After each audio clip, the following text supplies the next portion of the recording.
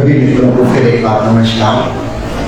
बहुत सारे सवाल मेरे पास आए हैं, मैं संक्षिप्त उत्तर दूंगा। श्री दीपक गुप्ता ने पूछा है कि ओशो के द्वारा राजनीतिक दर्शन के रूप में गुणतंत्र अर्थात मेरिटोक्रेसी का उदाहरण प्रस्तुत किया गया है, कृपया इस बारे में थोड़ा सा समझाएं। बहुत महत्वपूर्ण मुद्दा है। यदि हमें विश्व में शांति चाहिए, ब्रदरहुड भाईचारा चाहिए, तो राजनीतिक प्रणाली अभी तक दुनिया में जितनी चल रही है इसमें से कोई भी काम नहीं आएंगी। एक बिल्कुल नए ढंग की प्रणाली चाहिए जिसे गुणतंत्र कहा। गणतंत्र डेमोक्रेसी हम सब जानते हैं और वह पूरी तरह असफल हो गई है सारी दुनिया में, यह भी हम सब जानते हैं। इसका विकल्प क्या होगा? पीछे तो नहीं लौट सकते राजा महाराजा और साम्राज्यवाद की तरफ, पीछे तो नहीं लौट सकते चीन और रूस ने साम्यवाद का जो प्रयोग किया था वह भी असफल हो गया। अब तो कुछ और बेहतर सिस्टम चाहिए और वह है गुणतंत्र, जहां प्रतिभाशाली लोग, गुणवान लोग शासन करें। समझो मेडिकल कॉलेज का कोई प्रिंसिपल है, केवल उसी को अधिकार हो कि स्वास्थ्य मंत्री का चुनाव लड़ सके, और उसके लिए वोट कौन देगा? जन साधारण नहीं देंगे। मिनिमम ग्रेजुएशन मेडिकल साइंस में जिसने किया है वही वोट देने का अधिकारी होगा। उन्हीं लोगों को पता है कौन सबसे अच्छा डॉक्टर है, अन्य लोगों को क्या पता? तो मेरिट होल्डर्स ही मेरिट होल्डर्स को चुनेंगे। ये एक नई व्यवस्था ओशो ने सुझाई है जो भविष्य में बहुत बहुत काम की हो सकती है। शिक्षा मंत्री चुनना है तो वह व्यक्ति जो कम से कम 10 साल वाइस चांसलर किसी यूनिवर्सिटी का रह चुका है वही उसका चुनाव लड़ सकता है, और वोट देने वाला कम से कम प्रोफेसर हो। इससे कम वाला व्यक्ति तो वोट भी नहीं दे सकता। अन्य लोगों को क्या पता शिक्षा के बारे में? कौन जानता है? वो तो उसी क्षेत्र के लोग जानते हैं। इस प्रकार सबसे ज्यादा गुणवान लोगों को हम चुन सकेंगे और तब निश्चित रूप से एक बेहतर व्यवस्था सारी दुनिया में हो सकेगी। उसका नाम मेरिटोक्रेसी या गुणतंत्र होगा। एक मित्र ने पूछा है कि अनहद नाद हम सुनते हैं, उपनिषद कहते हैं कि नाद बहुत प्रीतिकर लगता है, किंतु हम जो नाद सुनते हैं क्या यह वही है? इस बात को समझें। शास्त्रों में 2 प्रकार से अनंत नाद का वर्णन है, एक साधन के रूप में, दूसरा साध्य के रूप में। एक में विधि के रूप में, मार्ग के रूप में, और दूसरा मंजिल के रूप में।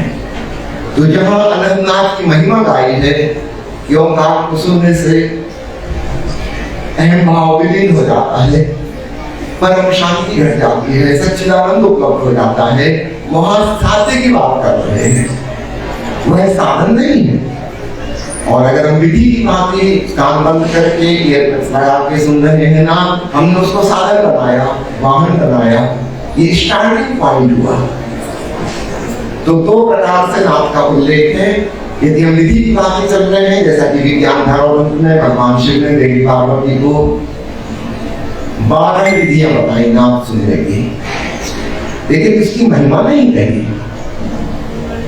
ये तो स्टार्टिंग पॉइंट है, सुनने की शुरुआत हुई है।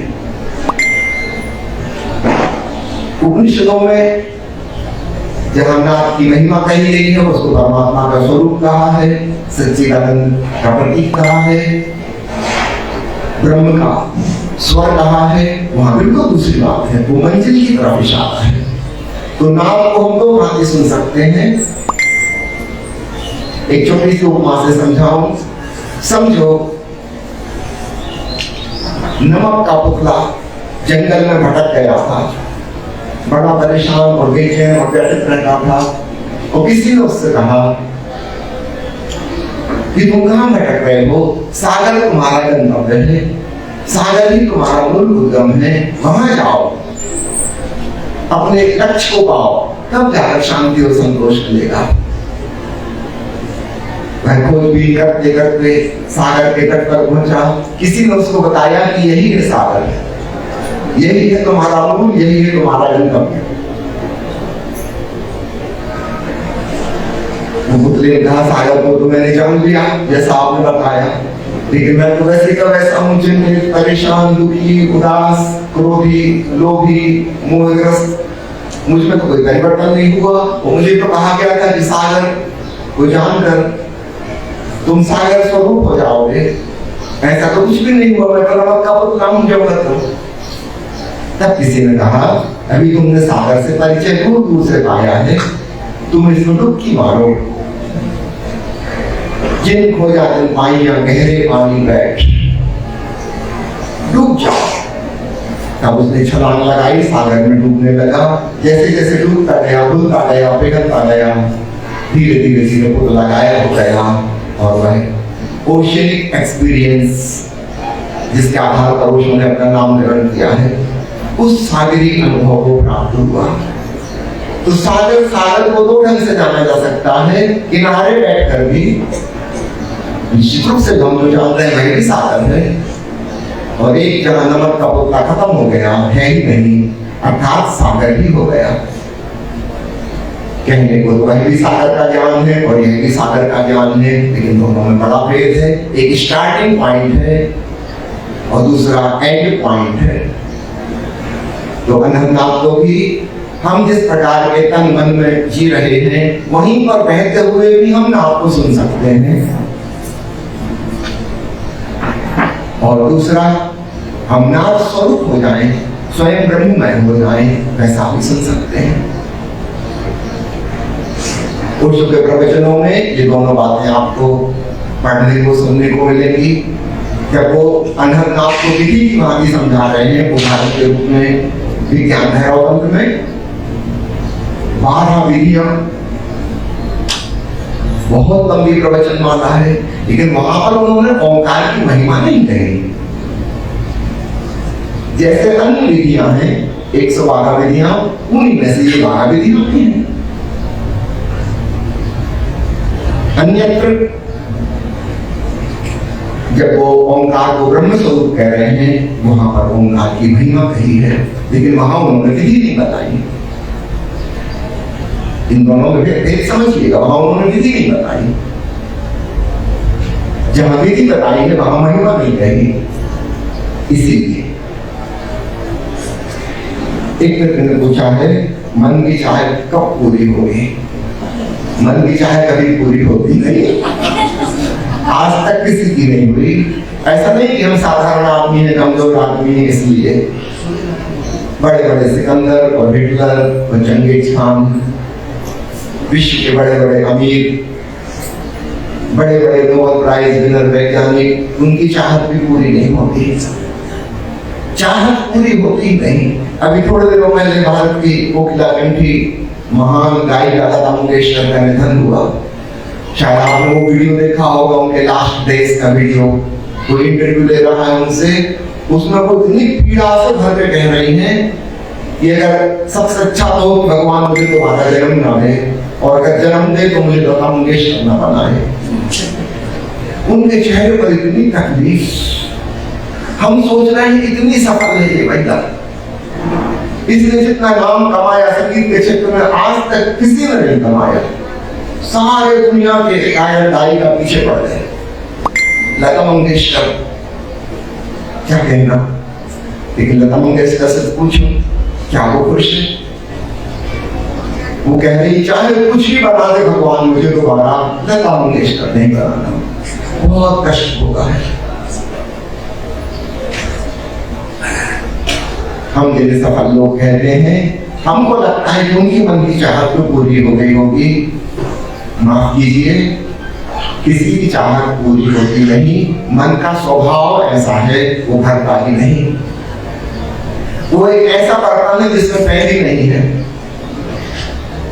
मैंने सुना है मुल्ला नसरुद्दीन के पास एक युवक आता था और बार बार यही सवाल पूछता था, हो सकता है यही सिद्ध करूं कि मेरा मन, मेरी इच्छाएं कब भरेंगी, कब पूरी होंगी। नसरुद्दीन कहता था कि चलो, लेकिन एक शर्त है, मुझसे तो सवाल मत पूछना वहां पर, मैं तुझे बता दूंगा, लेकिन तू बीच में बोलना मत, चाहे मैं कुछ भी करूँ। ठीक, मुझे क्या करना बोल के, आप मुझे उत्तर दे दो, मैं कुछ नहीं पूछूंगा। नसरुद्दीन का बिल्कुल चुप रहना, एक शर्त अगर तुम बोले तो फिर मैं कुछ नहीं बताऊंगा। नसरुद्दीन ने एक रस्सी और बाल्टी उठाई तो बगल में ये कुआं था, वहां पहुंच गया और फिर इशारा कर दिया बिल्कुल मौन रहना। नसरुद्दीन ने रस्सी डाली हुए, बाल्टी बांध के खींची, बड़ी कटर पटर की आवाज हुई। उस बाल्टी में बड़े बड़े छेद थे,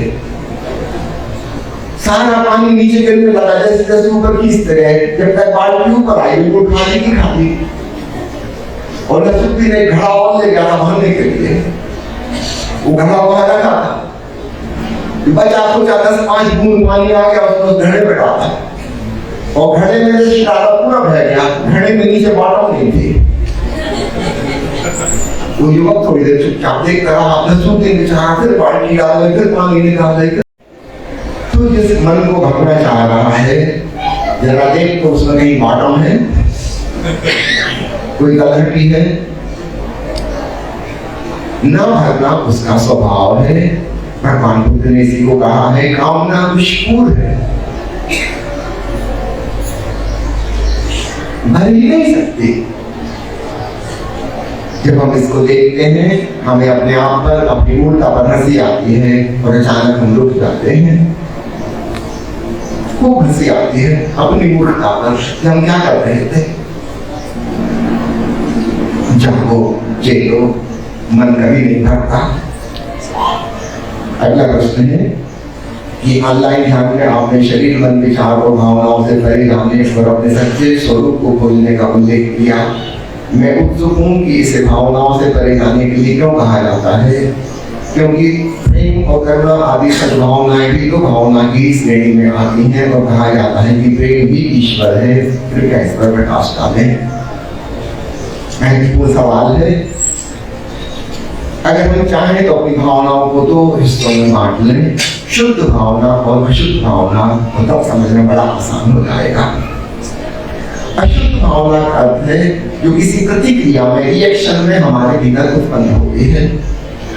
किसी व्यक्ति ने मेरी तारीफ कर दी, प्रशंसा में गीत गा दिए, मैं खुश हो गया, मैं उसके प्रति प्रेमपूर्ण हो गया, मित्रता की भावना से भर गया, यह एक रिएक्शन है, यह एक अशुद्ध भावना है। किसी ने मुझे अपमानजनक शब्द कह दिए, गालियां दे दी, निंदा कर दी, आलोचना कर दी और मैं गुस्से में आ गया और दुश्मनी की भावना पैदा हो गई, यह भी एक रिएक्शन है, यह भी एक अशुद्ध भावना है। तो हम कहते हैं इमोशंस, साधारण भाषा में हमारा अर्थ अशुद्ध भावनाओं से होता है। शुद्ध भावना का अर्थ है बाहर के किसी व्यक्ति अथवा परिस्थिति के कारण पैदा नहीं हुई, वो हमारा स्वभाव है। किसी ने क्या कहा, क्या नहीं कहा, क्या किया, क्या नहीं किया, इससे कोई लेना देना नहीं है। ऐसी भावना शुद्ध भावना है।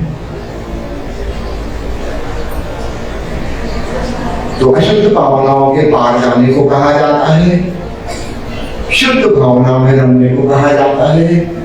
क्या आप कल्पना कर सकते हैं कि आप अकेले एकांत कमरे में बैठे हैं, कोई भी नहीं है, कोई घटना नहीं घट रही, क्या आप वहां पर प्रसन्न हो सकते हैं बिना किसी वजह के?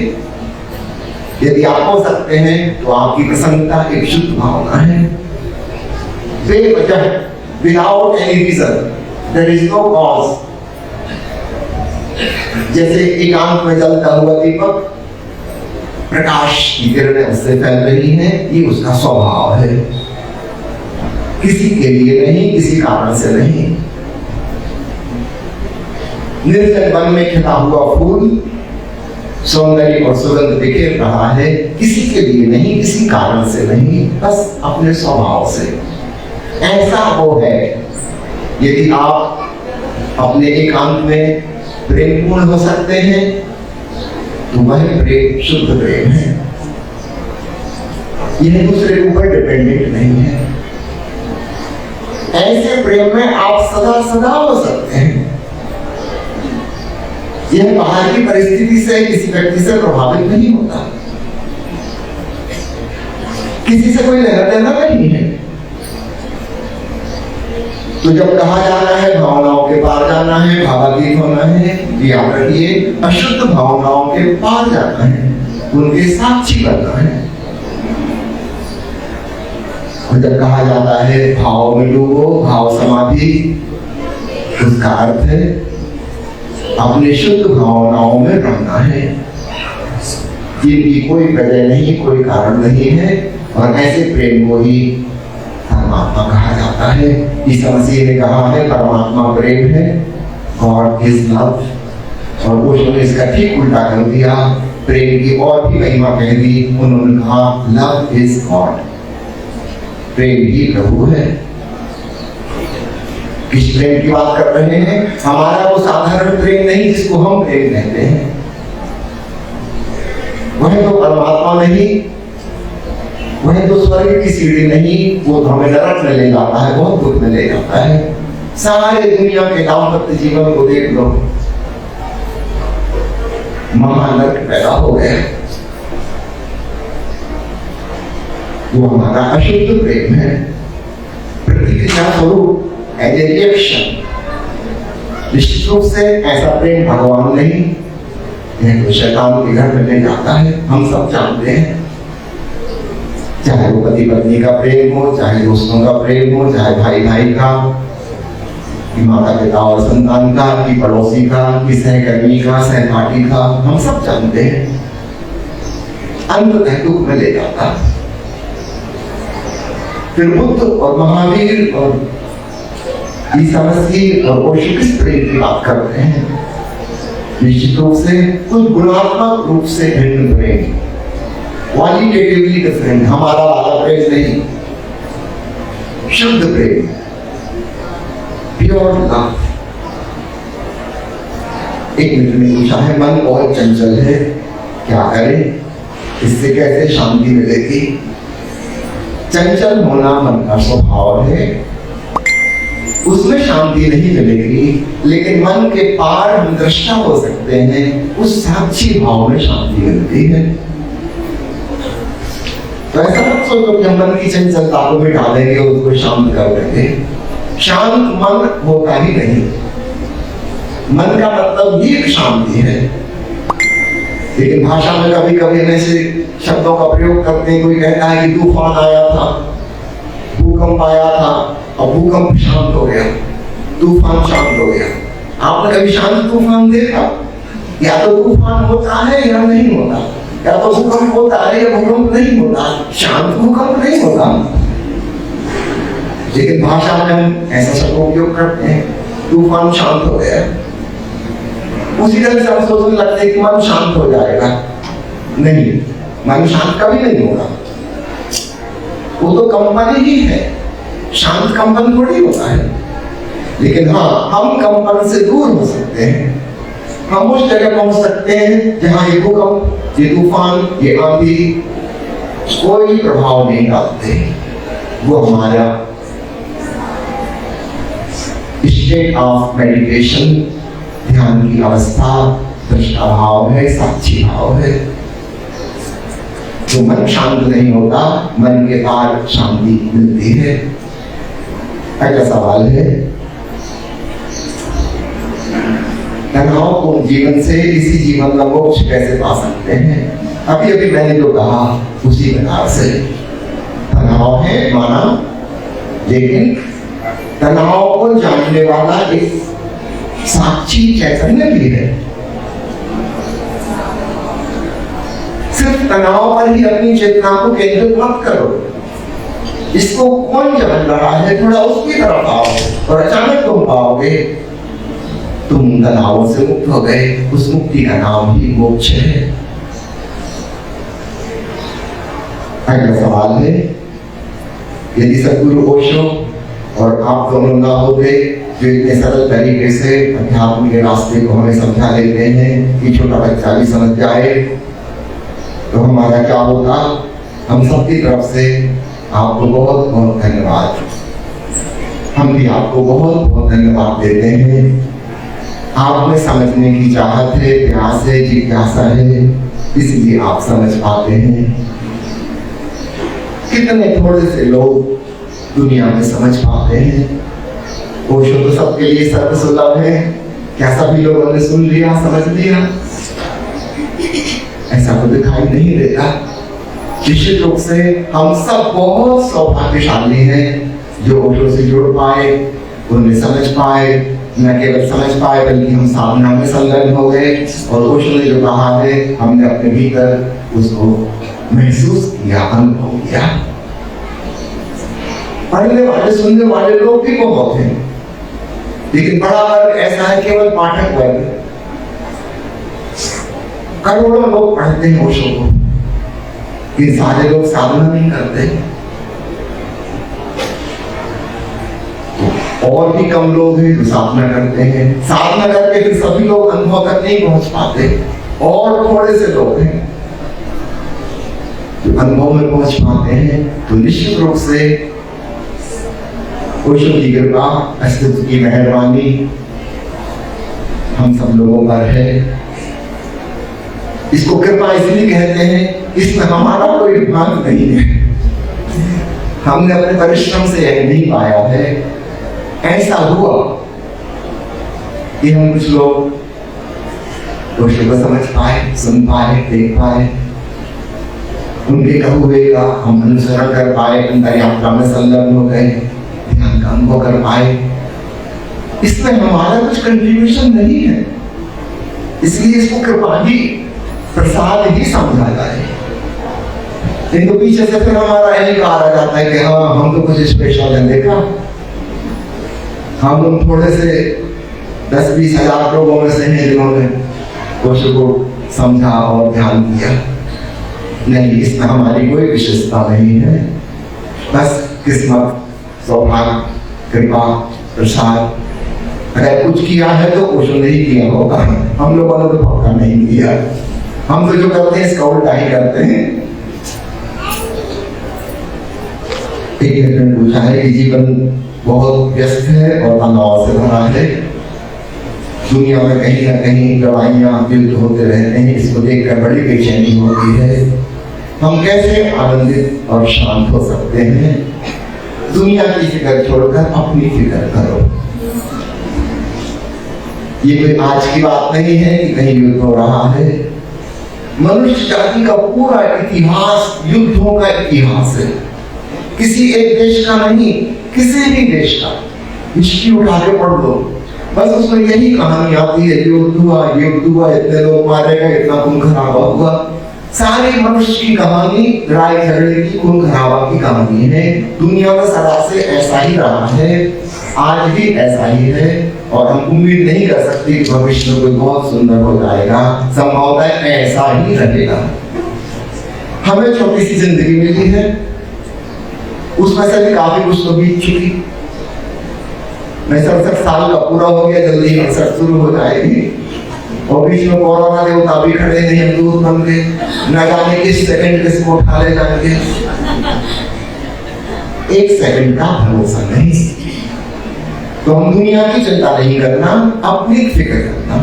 You are responsible for your life. दुनिया में अशांति है, बेचैनी है, हिंसा है, युद्ध है, ठीक, वो ऐसी रहेगी। इसकी जिम्मेवारी भी आप पर नहीं है। ईश्वर कहीं मिलेगा, वो आपसे नहीं पूछेगा कि रूस और यूक्रेन का युद्ध हो रहा था, आपने क्या किया। लेकिन ये जरूर पूछेगा कि आपको 70 साल जीने का मौका मिला था, आप शांत और आनंदित क्यों नहीं हुए, ये जरूर पूछेगा। इतना सुनहरा सुअवसर दिया था, आप क्या करते रहे? अपनी जिम्मेवारी अपने कंधे पे लो। जगत की जिम्मेवारी हमारी पक्का नहीं है। अगर मैं शांत नहीं हूं, मैं प्रसन्न नहीं हूं, मैं संतुष्ट नहीं हूं, मेरे जीवन में तृप्ति का, कंटेंटमेंट का एहसास नहीं हो रहा है, इसलिए मैं ही जिम्मेवार हूं और कोई नहीं।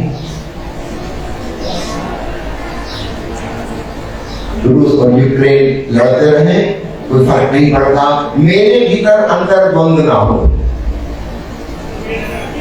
मेरे भीतर का संघर्ष समाप्त हो, कम से कम इतना तो हो जाए। मैं ये भी नहीं कहता कि आपके परिवारजनों के बीच संघर्ष समाप्त हो, वो भी आपके हाथ में नहीं है। विषय की तो छोड़ो, परिवार भी आपके हाथ में नहीं है।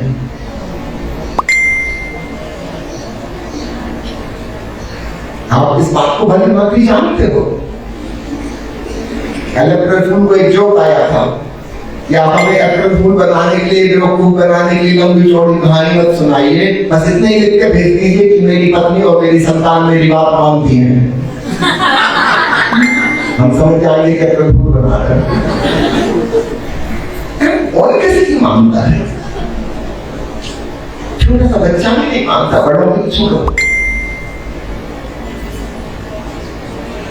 हमारी जिम्मेदारी यह नहीं है,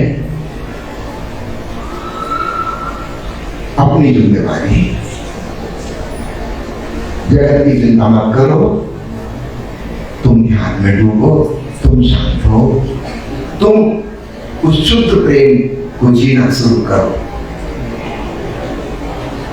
एक छोटी सी संभावना बनती है कि अगर बहुत सारे लोग इस प्रकार प्रेमपूर्ण और शांत और ध्यानपूर्ण होते जाएं, तो शायद रियल पॉसिबिलिटी कि शायद परिवार में, समाज में, देश में और विश्व में कुछ शांति की तरंगें आ सकें। ये बहुत दूर की पॉसिबिलिटी कह रहा हूं मैं, हमें उसकी फिक्र नहीं करनी है, लेकिन शायद, क्योंकि हमारा होना भी तो इस विश्व का हिस्सा है। 8 अरब आदमी में से अगर एक आदमी शांत हो गया, आप तो भी कुछ छोटा सा अंश तो शांत हुआ। 8 अरब में से माना कि परसेंटेज बहुत छोटी है, लेकिन फिर भी सुखद संभावना की हम आशा कर सकते हैं। बहुत सारे लोग ध्यानी हो जाएं, प्रेमपूर्ण हो जाएं, तो शायद दुनिया की तस्वीर बदल जाए। लेकिन हमें उसके लिए जीना नहीं है, हमें अपना ख्याल रखना है बस।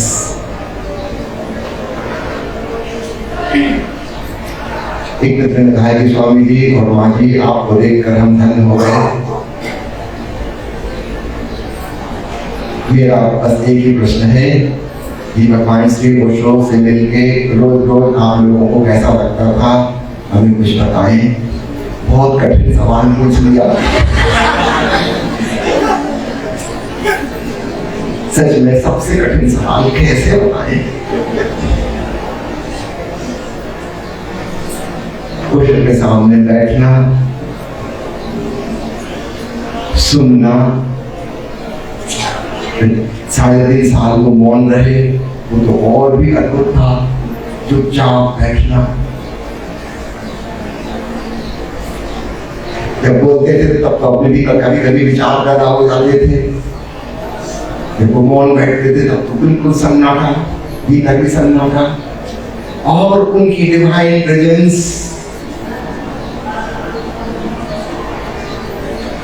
कहना बड़ा मुश्किल। मौन में जिसे जाना है उसे शब्दों में कैसे व्यक्त करें। लेकिन फिर भी मैं धन्यवाद देना चाहता हूँ आधुनिक विज्ञान को, जिन्होंने टेप रिकॉर्डर्स बना दिए, वीडियो फिल्म बना दी, किताब प्रिंटिंग की व्यवस्था बना दी। ओशो देह में नहीं है, फिर भी हम आज भी उसी एक्सपीरियंस में डूब सकते हैं। ओशो ने आश्वासन दिया है, वायदा किया है कि यहाँ कहीं भी कोई मुझे प्रेम करेगा और मेरे प्रवचन सुनेगा, वीडियो देखेगा, वो फिर उसी भावदशा में पहुंच जाएगा जैसे मेरे सामने बैठा हुआ।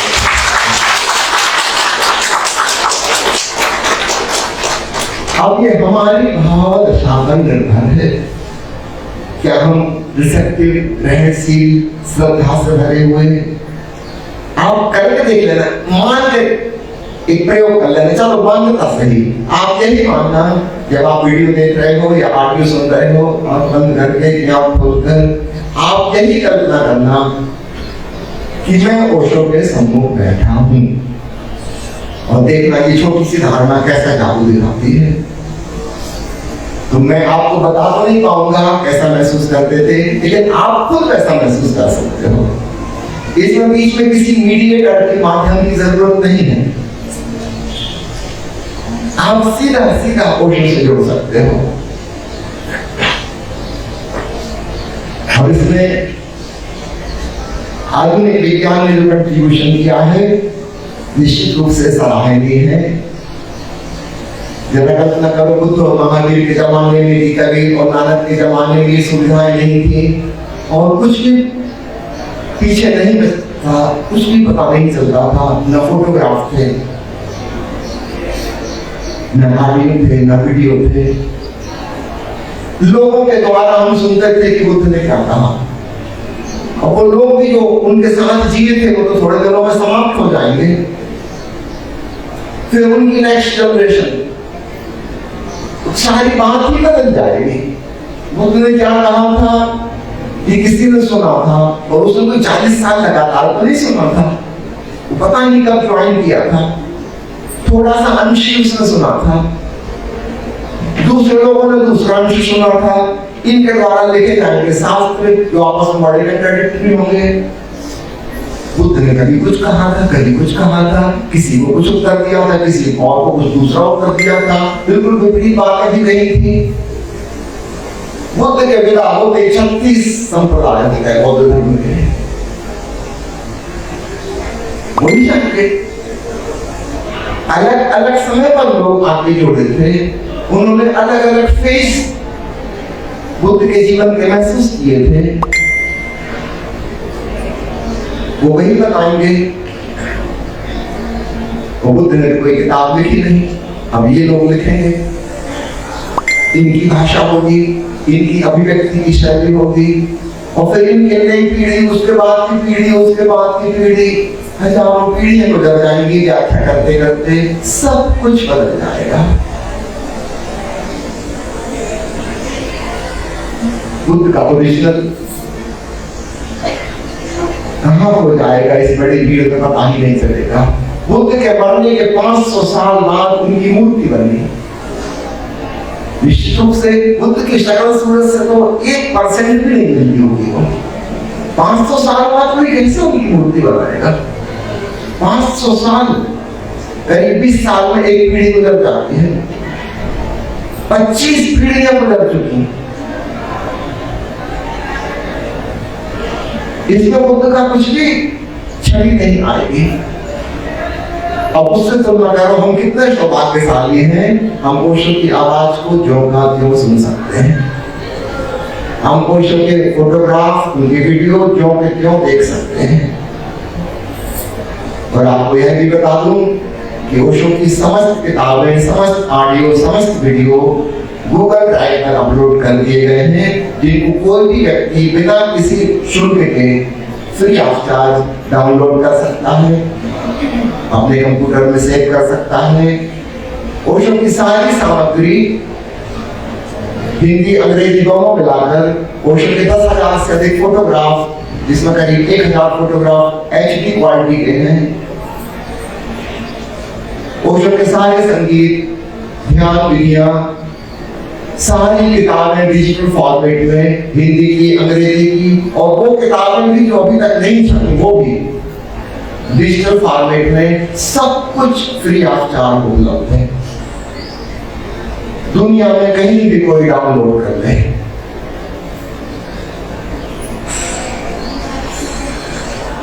ये सब कुछ 4 TB के हार्ड डिस्क में आ जाता है। यदि आपको डाउनलोड करने में दिक्कत लगती है, आप सीधा सीधा वो 4 TB के हार्ड डिस्क कॉपी करा लें। मैं कल आपसे निवेदन करूंगा, मैं आपको डिस्क भेज दूंगा और आप उसकी कॉपी करके जो भी लेना चाहे, 4 TB का तो कीमत लगेगी, और प्लस कॉपी करने में देर लगते हैं, 4 दिन लगते हैं कॉपी करने में। तो आप कहीं भी कॉपी कराएंगे तो उसका कुछ कॉपी की चार्ज लगेगा। तो बिल्कुल कास्ट प्राइस में जो भी मित्र लेना चाहे इसको ले लें, अपने घर में सुरक्षित रखें, क्योंकि कुछ लोग ओशो की किताबों के साथ छेड़खानी कर रहे हैं, टेक्स्ट बदल रहे हैं। आपने सुना ही होगा, the book of wisdom Osho की जो किताब थी, उसका जो नया एडिशन बाद में आया, उसमें सिर्फ 66% टेक्स्ट है, 33% टेक्स्ट गायब कर दिया गया। ऐसा ही और मैं जाने कितनी किताबों के साथ हो गया होगा। तो ऑडियो में भी एडिटिंग की जा सकती है, वीडियो में भी एडिटिंग की जा सकती है, और किताब में भी। भविष्य में हमारे पास कोई सबूत ही नहीं होगा कि उसने ऐसा कहा कि नहीं कहा। हमने बहुत बड़ी मेहनत की है, इसमें बहुत कई साल लगे। ओशो की किताबों के फर्स्ट एडिशन की फोटोग्राफ्स ली है हर पेज के, और उसकी पीडीएफ फाइल बना दी। अब उसमें कोई हेरफेर नहीं कर सकता। किताब को पीडीएफ में कन्वर्ट कर दिया गया, फर्स्ट एडिशन जो ओशो के सामने छपा था। अब ये एक सबूत रहेगा भविष्य में आने वाली पीढ़ियों के लिए कि ओशो ने वास्तव में ये कहा था। अगर कोई किताब में या ऑडियो में कहीं चेंज करता है तो उसको ट्रेस आउट कर सकते हैं, अन्यथा कोई ट्रेस आउट करने कोई उपाय नहीं था। अगर आपको नहीं पता कि द बुक ऑफ विजडम में कितने पेज थे पहले, और अभी आपने जो किताब खरीदी बाजार में उसमें कितने पेज हैं, आपको क्या पता? आप तो समझोगे यही ओशो का बोला हुआ है, उसमें क्या क्या चेंज हुआ है आपको क्या पता? स्टेटमेंट ही चेंज हो सकते हैं, सब कुछ बदल सकता है। तो एक बहुत बड़ी मेहनत हमारे कुछ मित्रों ने मिलजुल के की है। तो मैं चाहूंगा ज्यादा से ज्यादा लोगों के घर में वो 4 टेराबाइट की हार्ड डिस्क हो, चाहे आप यूज करें चाहे ना करें, उसको सुरक्षित रखें।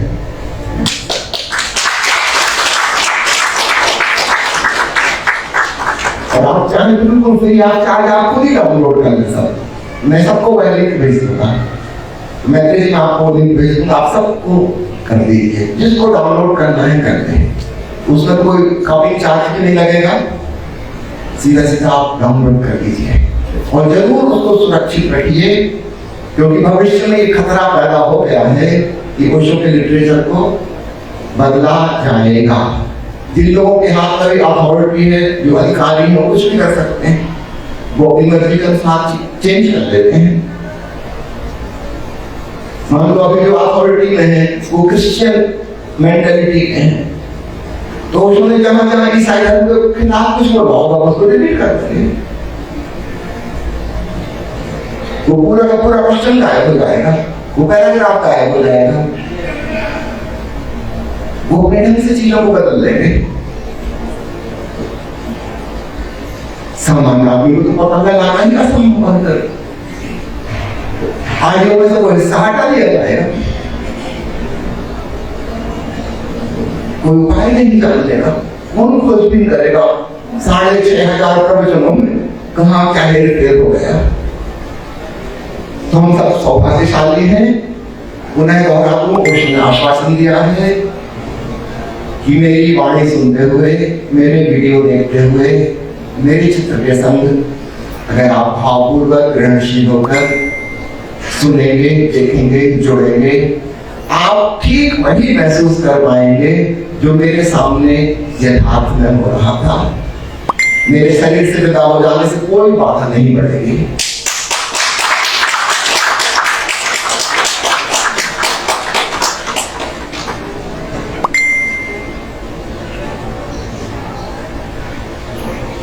एक मिनट में पूछा है कि क्या आप मुझे अपना शिष्य स्वीकार करेंगे? शिष्य होना आपके हाथ में है, सामने वाले के हाथ में नहीं।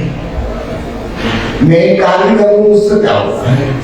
अगर आप उससे कुछ सीख सकते हो, शिष्य का मतलब होता है सीखने को तत्पर, तो आप सीख लोगे। तो ऊपर की औपचारिकताएं महत्वपूर्ण नहीं है, वो तो प्रतीकात्मक है। समझो हमने खास रंग के कपड़े पहने, ओशो की माला धारण की, यह एक प्रतीक है कि मैं सीखने को तैयार हूं। स्टार्टिंग पॉइंट आपके भीतर की भावना को बताता है। इसके बाद आप वस्तुतः कुछ सीखेंगे नहीं सीखेंगे, यह सब आप पर निर्भर है।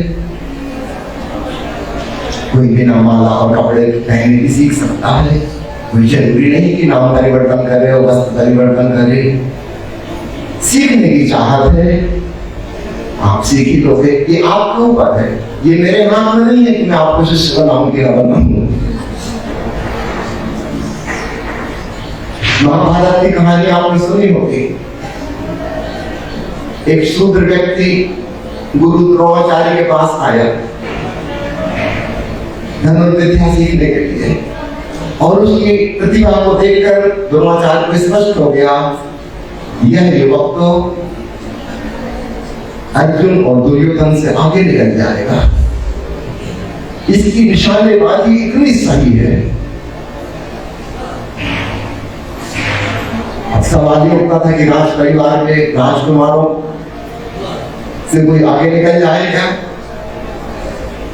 द्रोणाचार्य अच्छे गुरु नहीं थे,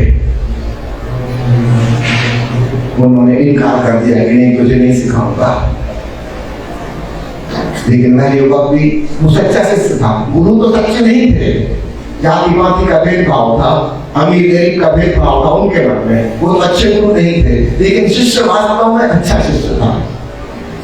गुरु के द्वारा इनकार कर दिए जाने पर भी वो चला गया जंगल में, एकांतवास में। वहां उसने द्रोणाचार्य की एक मिट्टी की मूर्ति बना ली और उनको ही अपना गुरु समझकर उसने धनुर्विद्या सीखनी आरंभ कर दी।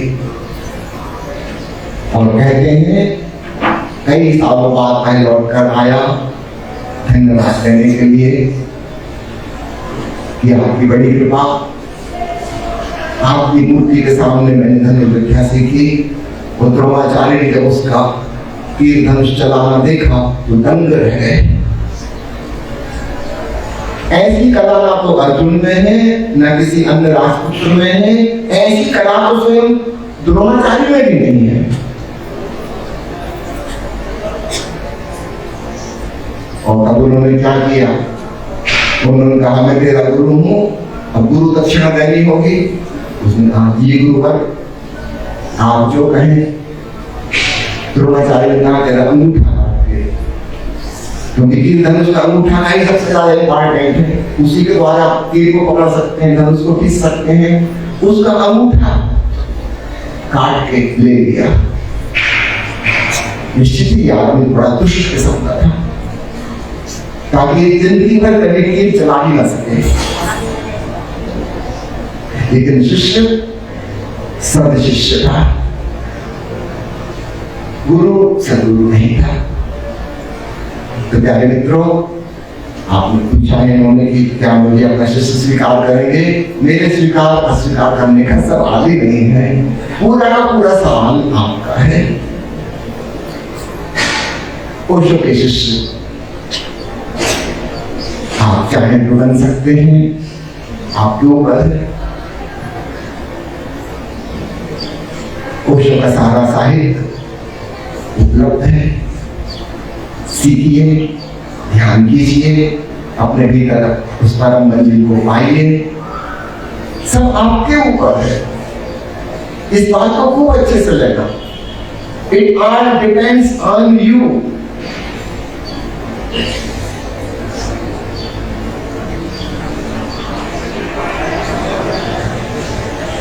ग्रहण करने वाले पर सब कुछ है, देने वाले के हाथ में नहीं है। धनुर्विद्या तो बाहर की चीज थी, यह जो ध्यान विद्या है यह भीतर की चीज है। आप लेना चाहो कहीं से भी ले सकते हो। चीन के संत लाओ त्सु के बारे में कहानी है कि जंगल में एक वृक्ष के नीचे बैठा था, एक पीली सूखी पत्ती पेड़ से टूट के लहराती हुई हवा में नीचे गिरी और लाओ त्सु को परम ज्ञान उपलब्ध हो गया। पीली पत्ती से उसने सीख लिया। इस छोटी सी सूखी पत्ती ने सब कुछ तो कह दिया कि जीवन बस ऐसा है। थोड़ी देर पहले हरी भरी पत्ती थी, हवाओं में लहराती थी, अभी सूख गई, पीली पड़ गई, टूट गई, मिट्टी में मिल गई। इससे बड़ी शिक्षा और क्या हो सकती है। एक सूफी फकीर पाए जिससे किसी ने पूछा आपके गुरु कौन। उसने कहा मैं क्या बताऊं, मेरे तो बहुत गुरु हैं, क्योंकि जिस व्यक्ति से भी मिलता हूं मैं देखता हूं उसमें कोई क्वालिटी ऐसी है जो मुझसे भी ज्यादा अच्छी है, मैं उससे वही क्वालिटी सीख लेता हूं। पूछने वाले कहा फिर कोई तो बताइए नाम कौन है आपके गुरु। उसने कहा बैठो, लंबी कहानियां सुनानी होंगी, बहुत सारे गुरु हुए हैं। एक चोर मेरा गुरु था, सुनने वाला हैरान हुआ, चोर गुरु। उसने कहा हाँ, एक बात है, मैं याद कर रहा था, एक गाँव में पहुंचा तक अंधेरा हो गया था, सब लोग घर बंद करके सो गए थे। मैंने सोचा इसका द्वार खटखटाऊं, नींद डिस्टर्ब करूं, मुझे कहीं सोने की जगह नहीं थी। अनजान अपरिचित गाँव, तभी मुझे एक गली में एक आदमी आता हुआ दिखाई दिया। मैंने उससे कहा कि भाई साहब, मैं एक साधु हूँ, दूर देश से आया हूँ, क्या मुझे रात को कहीं सोने का स्थान मिल सकता है। उस आदमी ने मुझे प्रणाम किया और कहा कि क्षमा करिए, स्थान तो मिल सकता है, लेकिन आप एक साधु पुरुष हैं और मैं एक चोर हूँ, मेरे घर में चले, क्योंकि मैं तो रात भर बिजी रहूंगा, मैं तो सुबह सुबह आके सोऊंगा, तो मेरा बिस्तर खाली पड़ा है, आप वजह से सो जाएंगे। लेकिन आप एक महान व्यक्ति हैं, मैं एक साधारण चोर हूँ, तो आपको इन्विटेशन दूं ना दूं संकोच कर रहा हूँ। भाई जी लगा मेरी आंखें खुल गई। ये आदमी कितना सरल है, इतनी सरलता तो मुझ में नहीं है। कितने भोलेपन से कह दिया कि मैं एक चोर हूं। मैं ऐसा नहीं कह सकता। पहली मुलाकात में ही मुझे कुछ सीखने मिल गया। चोर जैसे सरल हो जाओ। मैंने उसके पैर छुए, वो घबरा गया, क्या करते हो। मैंने कहा आपसे मुझे पहली मुलाकात में एक बड़ा पाठ सीखने मिल गया, और मुझे उम्मीद है एक सेकंड में इतना सीखने मिल गया तो आपके घर जाकर सोऊंगा तो और भी कुछ सीखने मिलेगा। चोर अपने घर तक ले गया, उसको छोड़ आया, बाय बाय, मैं सोए आऊंगा। सुबह सुबह चोर आया, खाली हाथ था, कुछ मिला नहीं। भाई जी ने कहा खाली हाथ। उसने कहा हाँ, आज तो किस्मत साथ ना दी, जिसके घर में घुसना था उसके कुत्ते भौंक रहे थे, घर में घुस नहीं पाया। कोई बात नहीं, कर फिर ट्राई करेंगे। दूसरी रात फिर बाहर रहा, सुबह सुबह वापस लौटा। भाई जी ने देखा आज भी खाली हाथ आया है, लेकिन चेहरे पर प्रसन्नता है, आशा और उमंग है।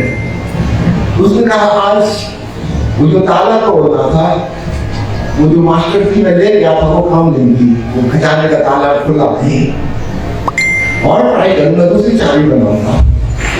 भाई जी कह रहा है मैं 1 महीने उसके घर में रहा, 1 महीने में एक बार भी उसके हाथ कुछ लगा नहीं, लेकिन उसकी आशा और उम्मीद अनूठी थी। वो रोज रात को बड़े उत्साहपूर्वक जाता था कि आज तो खजाना प्राप्त करके रहूंगा। भाई जी ने कहा मेरा भाई प्यारा सदगुरु चोर,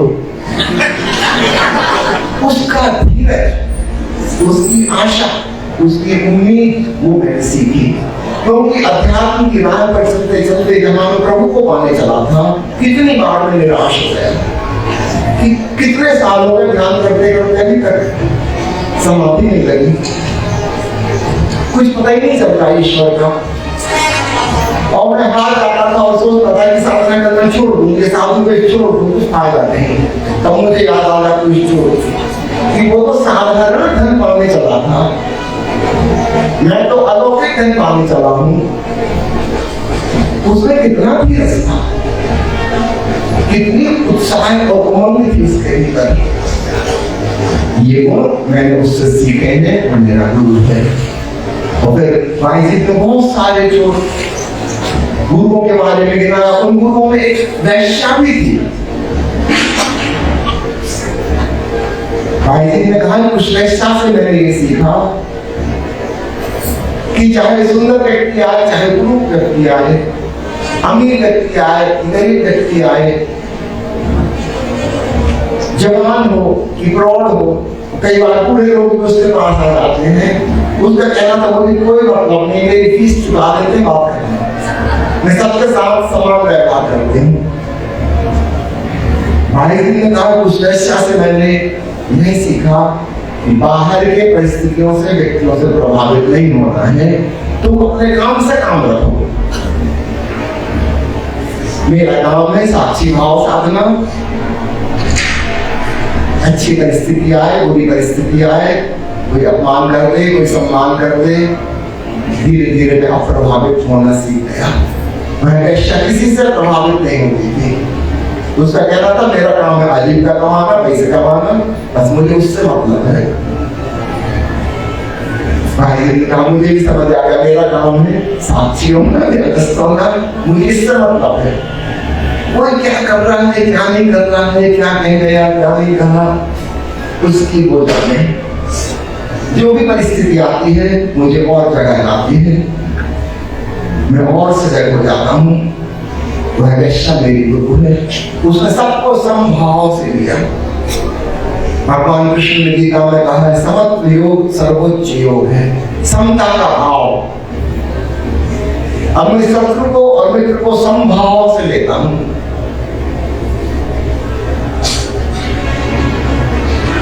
ये मैंने उस वैश्या से सीखा। भाई जी ने कहा मेरे तो बहुत गुरु हैं।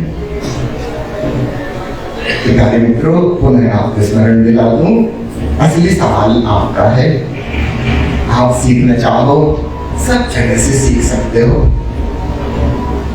अपने हृदय को खोलो, ज्यादा संवेदनशील बनो, हर घटना से सीखो, हर व्यक्ति से सीखो। उसको भी लिमिटेड क्यों करना कि इनसे सीखूंगा। सभी लोग सिखा रहे हैं अपने अपने ढंग से, सब सिखा रहे हैं। मैं सुना रहा था आपको अप्रैल फूल वाला चुटकुला, या बस इतनी कह दो मेरी पत्नी और मेरी संतान मेरी बात मानती है, हम समझ जाएंगे कि आप अप्रैल फूल बना रहे हो। क्या यह पर्याप्त नहीं है अपने परिवार के लोगों से सीखना? ये नहीं कहा छोड़ो, यहाँ कोई आपकी नहीं मानने वाला, कोई नहीं मानने वाला। सब लोग आपको एक बात सिखा रहे हैं, आप नहीं सीखो तो आप क्या करो? हर व्यक्ति आपको सिखा रहा है। आप जो भी कहोगे आपकी पत्नी कहेगी नहीं, गलत।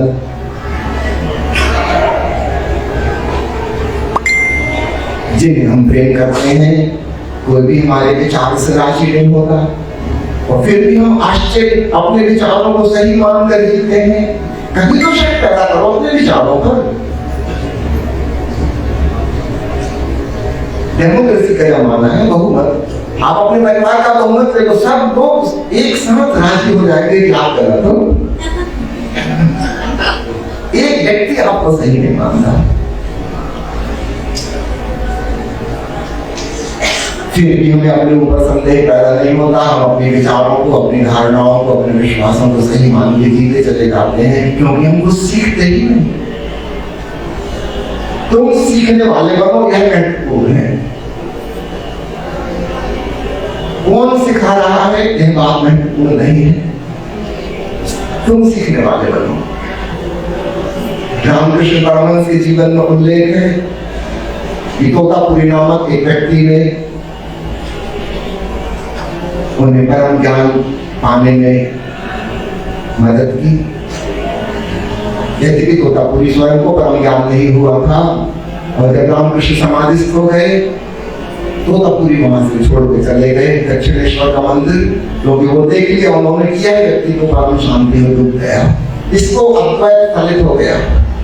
और मैं सिर्फ एक विद्वान हूँ, अद्वैत की बात करता हूँ, मैंने स्वयं अद्वैत को नहीं जाना। रामकृष्ण जब समाधि से वापस लौटेगा, ये मेरे चरण स्पर्श करेगा, बिल्कुल गलत हो जाएगा। इसके पहले कि रामकृष्ण उठे समाधि से, तोतापुरी वहां से चले गए, फिर कभी पता ही नहीं चला उनसे वो कहाँ गए। उनको स्वयं को ज्ञान नहीं था, एक साधारण विद्वान थे, वो अच्छे पंडित थे, अद्वैत के बारे में, वेदांत के बारे में बहुत जानते थे। उनके माध्यम से रामकृष्ण परमहंस को वास्तव में वेदांत घटित हो गया। जो तोतापुरी को भी अनुभव नहीं हुआ था। तो ये कोई जरूरी नहीं है कि हम किसी सदगुरु से ही सीखेंगे। सीखने वाला किसी से भी सीख लेता है, और जिसने कसम खा ली है कि हम नहीं सीखेंगे, उसको कोई नहीं सिखा सकता।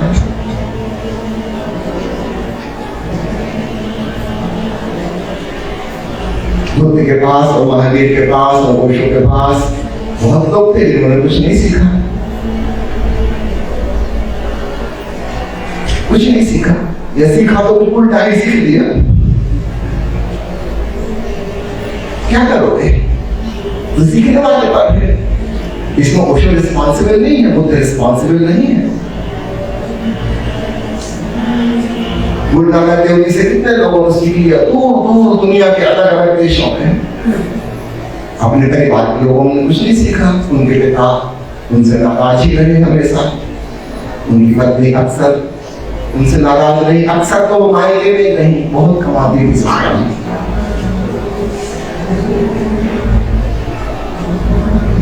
अभी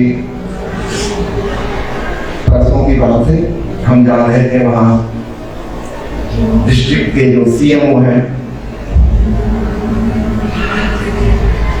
वो उनसे मिलने आए हुए, ओशो के सन्यासी हैं। वो बता रहे कि मेरे लड़का बड़ी चिंता करता है। एक दिन बहुत चिंता करते हुए देख उससे पूछा कि बेटा किस बात की चिंता है? वो कहने लगा पापा मुझे अपनी खुद की चिंता है। क्या हो गया चिंता में? वो कहने लगा कि देखो सारी प्रॉपर्टी आपने मम्मी के नाम ले रखी है और सारे लोन आपके नाम है। मम्मी तो कभी उठ के चली जाएगी भाई के, क्योंकि वो तो 26 साल पहले भी वहां रही है, वो अभी भी क्या कर सकती है। और आप पुलिस पकड़ के जेल में जाएगी, आप लोन चुकाओगे कैसे? तो मुझे चिंता ये है कि फिर मेरा क्या होगा? आप जेल में, मम्मी माए करने, पैसा देगा कुछ है नहीं, लोन ही लोन, मेरा क्या होगा? ये सोच सोच के मुझे नींद नहीं आती।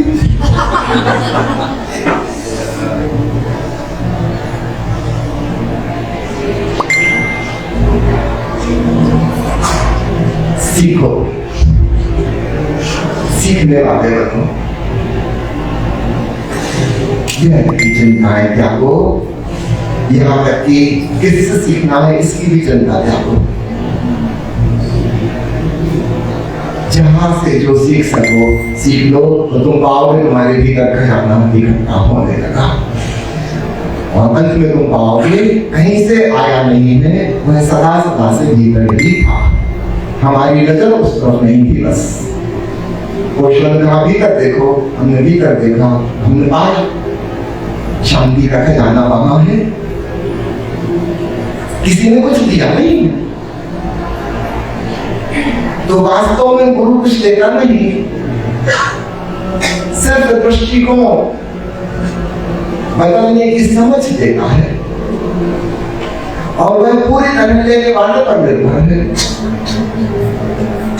वो देने वाले पर निर्भर नहीं है, लेने वाले पर निर्भर है। जो संवेदनशील है वो ले लेंगे, जो नहीं संवेदनशील है वो चुप जाते हैं।